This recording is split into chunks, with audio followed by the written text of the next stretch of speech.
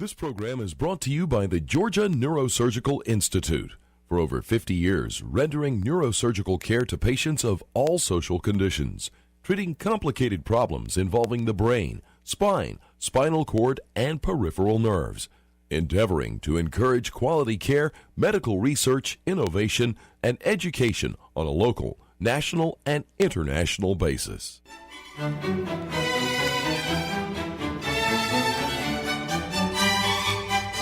Good evening. My name is Joe Sam Robinson. It's my pleasure to have with us tonight Professor Buck Melton. Welcome, Buck. Back again. Thank you. Well, we've had lots of conversations about lots of things and different things that impact our country. And maybe tonight we could talk a little bit about due process and how that plays out. We've had recent discussions about the use of drones to kill American citizens, and there's a famous filibuster that took place on that issue recently. Yes. But we've discussed this a little bit in the past about the idea of eternal war. That we're in this war that will never end. It's impossible to have a peace treaty. Ergo, the federal government is going to have these substantial obligations and power to occasionally knock an American citizen off in different venues. Seemingly that could be the case. Well, what do you think about that? I think it's very bad Yes. and brief. Yeah, you have two things going on with this war on terror. One is that it's open-ended, as you said. Yes. How do you know you've won? You don't. Right. I don't ever see a time when terrorism is going to go away completely. And at the same time, terrorism is this strange middle ground. It's not crime. Yes. It's not conventional war. Yes. It's a merger of the two, as I think I've pointed out on this show yes, before. yes. Osama bin Laden was under federal indictment Right. because of the first World Trade Center bombing. Yes. So does that mean that SEAL Team 6 should have arrested him and read him his Miranda rights? Yes. This merging of one to the other is very troubling. Yes. So. Well, maybe we could talk a little bit about what the Constitution says about making war. Traditionally, Yes. I mean, it's maybe that's too strong of a statement, but I'll make it. Traditionally, the country would embark on wars. They're well spelled out in the Constitution as to what a war was. Congress would declare the war. The war would occur, and there would be some conclusion of the war. A peace treaty would be expected to terminate the state of war. When we're in a state of war, then I think people expect civil liberties to be impinged on, the Bill of Rights to get a little shaky because of the national crisis. And that's the traditional kind of way things have been until, I guess, the mid 20th century, Mid-20th the Korean, century. Yes. and what's happened since then? Well, there were some exceptions to that. I mean, the first exception I think of is Washington actually taking the field during the Whiskey Rebellion. Yes. The undeclared naval war with France. Yes. So there've always been undeclared wars. The Barbary Pirates. Yeah, we can go that was into a big one. incursions into I don't know, Yes. El Salvador or not Yes. Haiti and Yes, but Santo Domingo, and I mean we've troops. The Caribbean all during the last Yes, right, century. right. But you're right. The big wars have always had the support of Congress. The thing that changed after And these smaller incursions, the smaller things, didn't really have an impact on civil liberties. Not generally, not systemically. So you could say that the issues in the Caribbean didn't affect the jury trial situations in the Midwest. Yes. So, yes. But things started changing in the mid-20th century, largely simply because of technology. When the Soviets had air power and they had the bomb, for the first time, our oceans, the Atlantic and Pacific, were no security, and fast action would be needed, and there would not be time to convene Congress, and therefore it had to be not decision by committee, but decision by one person who was already in Washington and on the spot, and that's the president. And as a result, you get Korea when Truman orders the troops in on his own initiative. You get Vietnam was backing off of that a little bit. The Gulf of Tonkin resolution, Johnson actually went to Congress and said, "Give me authority." Of course, it had been presidents who had put U.S. troops there as advisors before then. But did Congress, just asking the question, some of the culprits in this, Congress maybe doesn't want to declare wars? Don't they just toss the ball over to the executive and say, we'd rather not dirty our hands in this? we'll sort of give you some vague approval. Yes, Congress is, in my view, shirking its constitutional duty every time it does that. We have hired them to make tough decisions, but they'd Yes, rather get reelected. yes, So right. the Gulf of Tonkin resolution was certainly not a declaration Yes, of war. right. It authorized the president to take what actions he believed necessary to defend American interests in Southeast Asia. Now Blank check. Let me ask So- you a question about that. I mean, we had lots of people demonstrating on the streets, and presumably American interests would be threatened. Yes. Would it have been legal for President Nixon just to have assassinated the leader of an anti-war protest, saying that I'm protecting the country. These people are endangering American troops overseas. They're going to, because they did something, we're going to not be able to send, we're blocking a railroad. We plan to, let's say, block a highway. Yes. I'm going to be a sit-in on a highway that's moving railroad cars, it would be railroad cars on a highway, but trucks. We're going to block access to a port. And so the government just says, well, let's just shoot these people. Well- but under this, they don't, because Yes. they have the right to do that. Well, if you had asked Nixon, he might well have said yes. And as a matter of fact, a slightly less extreme example is the use of the plumbers, his leak stocking group, right. to break into the office of Daniel Ellsberg's Right, psychiatrist. right, Ellsberg had leaked right, the right. Pentagon Papers. It's not much more of a step, but the Supreme Court stepped in and said, no, Yes. executive privilege, this sort of thing doesn't apply when you're dealing with domestic criminal stuff. Yes. Fast forward 30 or 40 years, and here we are. And Well, now the courts, Yeah. we have this filibuster as the situation plays itself out. We've had this complicated world we live in. These terrible events that took place, just nauseating events in 9/11, terrible things. We've had these efforts to kill millions of people. We have the sense that people are out there that just want to murder us and kill us and blow planes up, and we expect the government to protect us. So that's kind of the feeling I think people have, and we have to trust the government to do the job they have to do. But presumably, if it's a slippery slope if the government elects to start to kill American citizens, allegedly with good reason, but independently, without any court purview, without any trial, without any due process, and saying that we are in a state of war and the American citizens are damaged or in danger. Are the courts going to stop this, or what are the courts going to do if it happens? Are they going to make some kind of statement about it? Well, I would hope that we are not so far gone that the courts would roll over on this. Some of the more recent cases, the Hamdi and Hamdan versus Rumsfeld cases, did in fact extend some basic due process rights Yes. to American citizens who had been captured on the battlefield. Yes. And I think that's a Right. good thing. Yes, yes. I hope the courts keep doing this because I'm put in the mind of Reagan's famous statement. Yes. One of the most dangerous things that you could hear is, "I'm from the government and I'm here to help." Yes. I think an even more dangerous statement is, "I'm from the government and you can trust me." Yes. We needed to do this.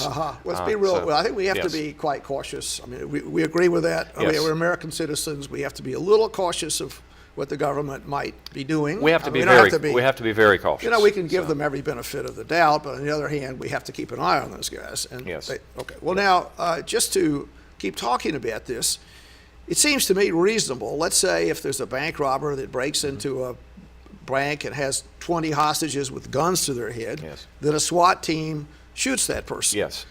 Without any court order, and somebody that just gives the order,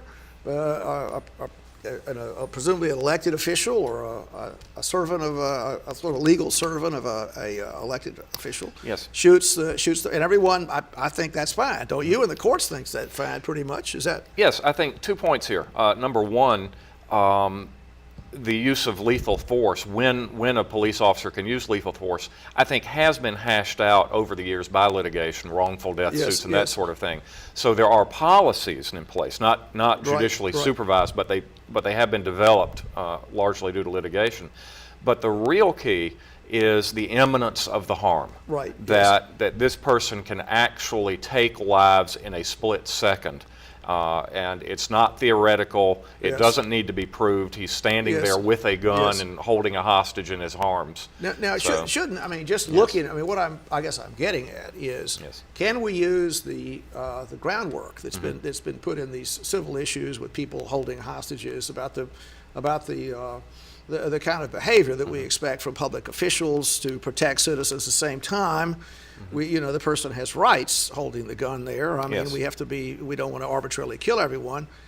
And there's a line about that, isn't it? And isn't the idea of using the least possible force, that's kind of the idea in a way, isn't it? Right, and if you look at police training, there's this pyramid of force that can be allowed. And generally speaking, if a perpetrator is using this level of force, then and only then is the policeman allowed one step higher Yes. level of force.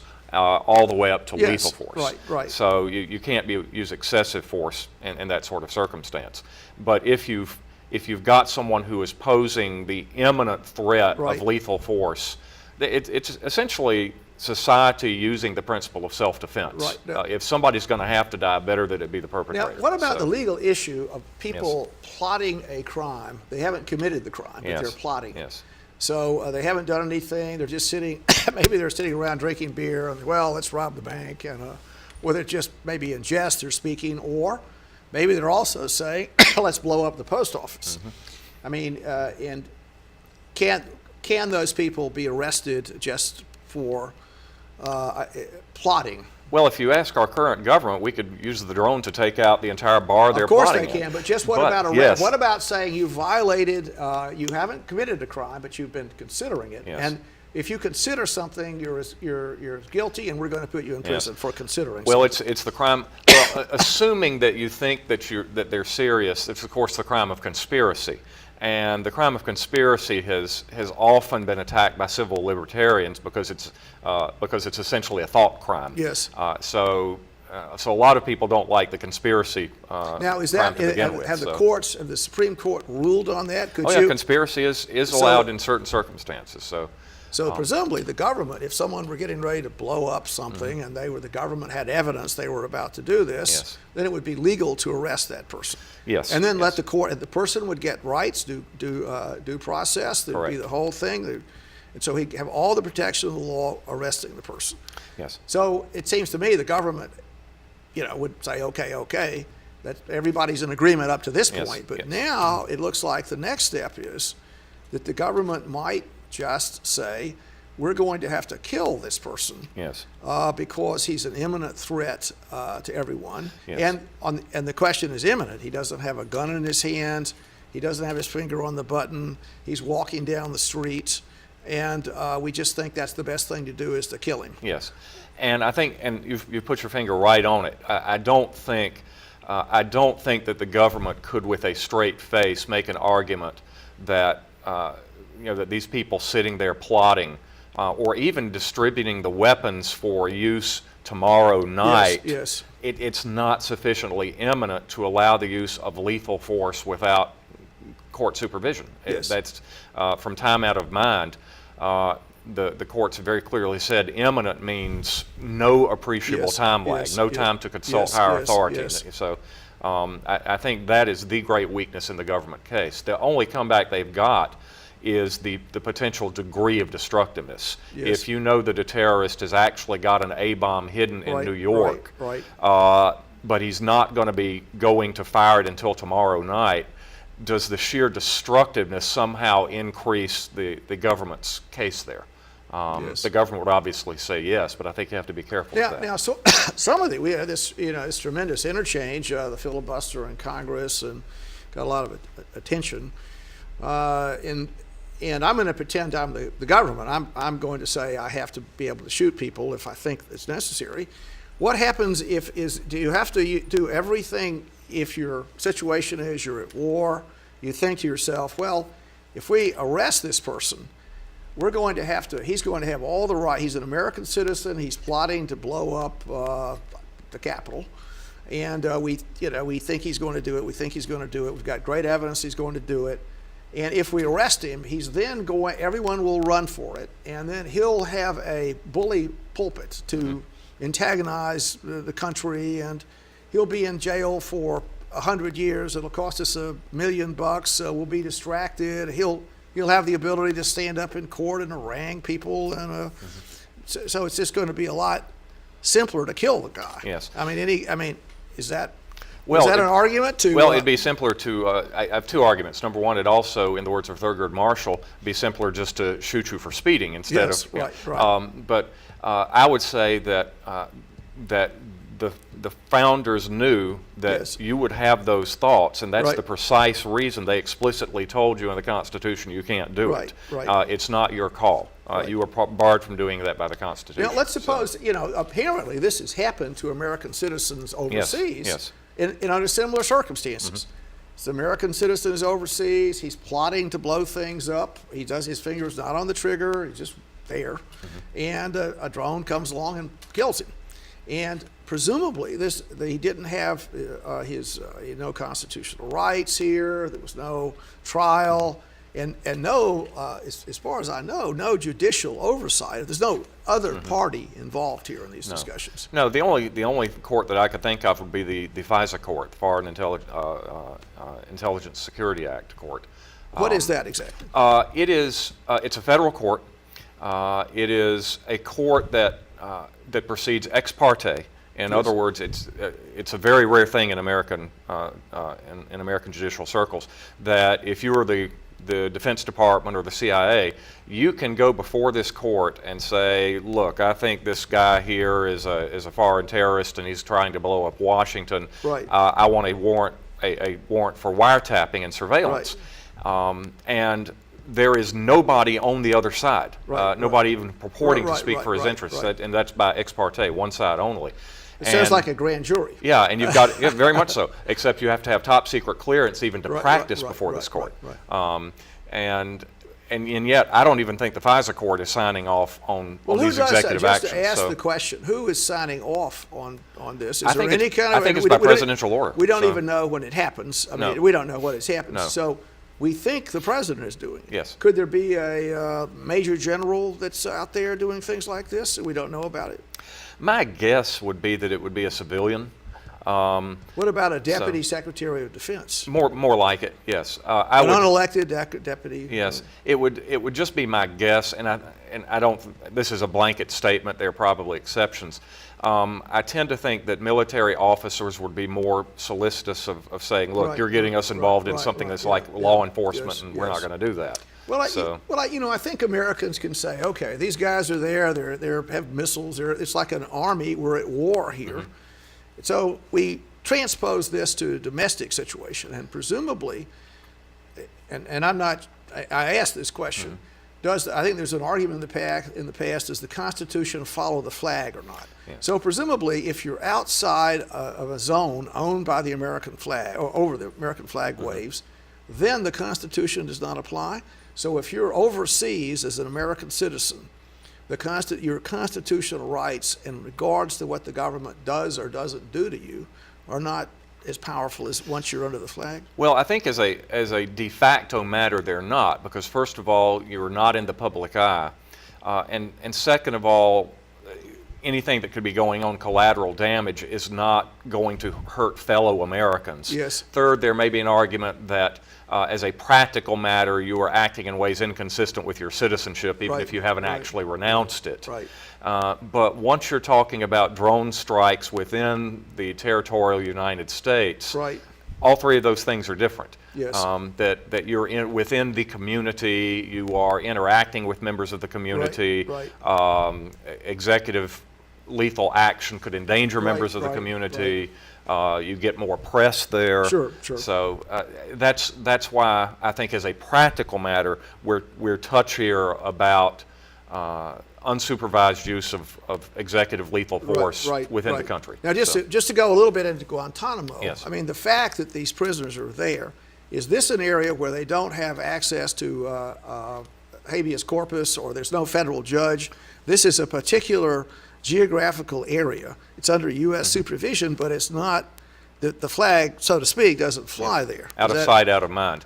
Now, they did not have rights. They were classified as enemy combatants, even when they were American citizens. Right. I think that was Hamdi's case. He was Right. he was effectively a Saudi citizen, Right. like Osama bin Laden, Right. but he technically held American citizenship. Right. And yet he was being held without due process, habeas corpus rights to Right, consult an right, attorney. right, He got it to the Supreme Court, and the Supreme said, no, you have to Right. at least let him talk to an attorney. Right, But yet Guantanamo does provide an awfully convenient place to restrict rights. Okay, now we're back in the U.S., so we've sort of we ran around the bases a little bit about we're in the U.S. We've had these issues about what a terrorist can or cannot do, and the idea was, as my understanding, is that just to ask how powerful the concession was by the U.S. Attorney General, saying that the answering Congress, he said, no, if there's an American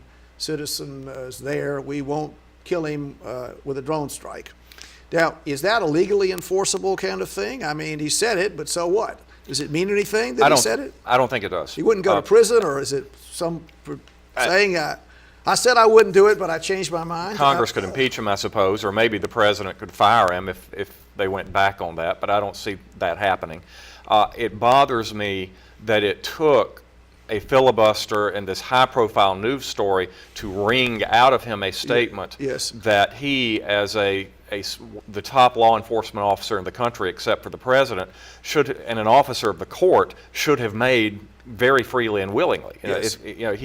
He's essentially refusing to say he's not going to assassinate American citizens, Right. and until his thumbs are put in the screws. Well, and I mean, that is. I think the way that it came across is Yes. we won't kill you with a drone. We could have a sniper that might do it, or a Yes. car bomb. I Yes. mean, we haven't ruled that out. Yes. So really, the concession was a small one. And I guess we get back to sort of the way we started our conversation. Is the idea is that we have this undeclared war that's just never basically going in. I mean, the government could say, why would, if you were a top official in the government, why would you surrender the power that's come to you to look after, try and go after domestic and foreign enemies Yes. Outside the purview of the courts, outside due process? Yes. You'd have every reason to do it, and apparently the courts are not restricting this. And nor is yes. Congress. Congress could say something, couldn't Well, they this is it, and this is potentially such a big problem that the best way to cure this problem is to throw the bombs out. Yes. But the apathy that the American people seem to be showing for the last 10 years against their constitutional rights is very disturbing. Yes, yes. That they are so worried about a hypothetical plane being blown out of the sky Right. that they are consenting to searches that I believe ought to be declared unconstitutional in the airport. Yes. It goes back to this question of efficiency. Let's look at the analogy of cars. I don't think you can imagine a situation in which the federal government can absolutely guarantee that no one is ever going to be killed in an automobile accident. Yes. If they did, we'd all be driving tanks. They'd go 10 miles an yes, hour, yes, get yes. bad mileage. Yes. That a certain amount of danger is something we simply have to accept. Right. So a certain amount of people shooting up schools, a certain right. amount of federal buildings being blown up. Right. It's the price that we have for being able to exercise civil liberties. It's not fun. I'm not making light of them. It's a terrible thing that children get shot in schools. Right. But we cannot achieve perfect security, and if we do, our liberty will have been completely eliminated. It's a risk-benefit analysis, Yes, I it is. think, and a certain amount, I mean, is the operative word here, right? So, there have been other episodes where terrorists were going to attempt to shoot bombers, and they had different kinds of people that wanted to blow these airplanes up, Yes. and were there not some kind of restraints there, it would appear to me that it would be quite likely that we'd have lots and lots of tragedies out there. Yes. And the citizen, I think, as long as the use of government power to protect the citizens is appropriately monitored and looked after, and I think it's an acceptable issue. The problem is that if things are done in the dark, so if we have unending war with no war. There's no way to terminate it, is there? Yes. So we're going to be for generations and generations and generations. There are going to be people that want to blow up buildings. Yes. Is that correct? And, Yes. And as referable to some kind of perceived defects in American policy, whatever the American government has done, it's a world player.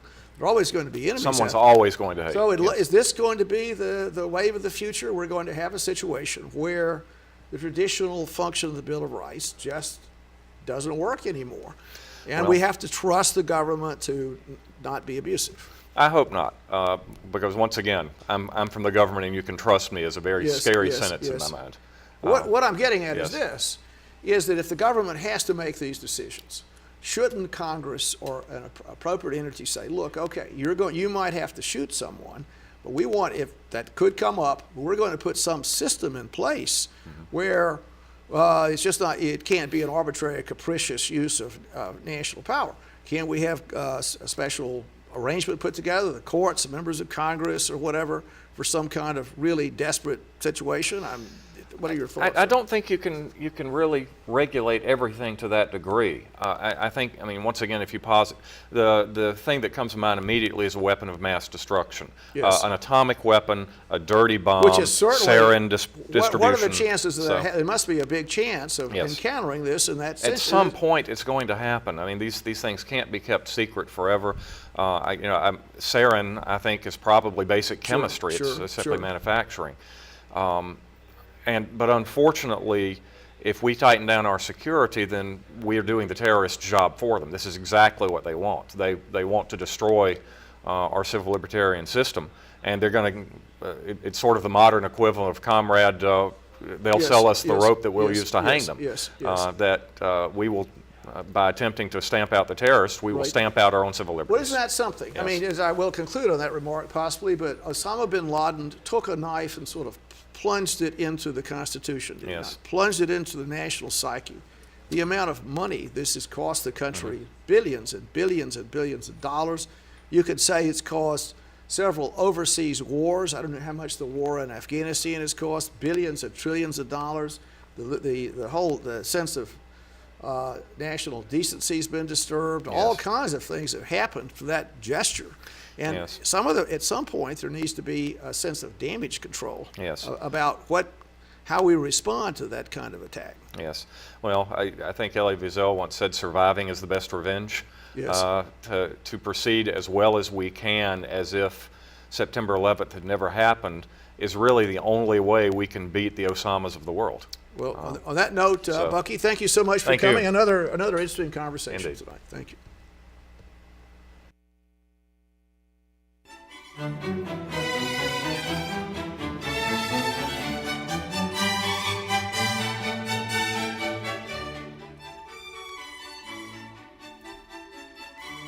This program is brought to you by the Georgia Neurosurgical Institute. For over 50 years, rendering neurosurgical care to patients of all social conditions, treating complicated problems involving the brain, spine, spinal cord, and peripheral nerves, endeavoring to encourage quality care, medical research, innovation, and education on a local, national, and international basis.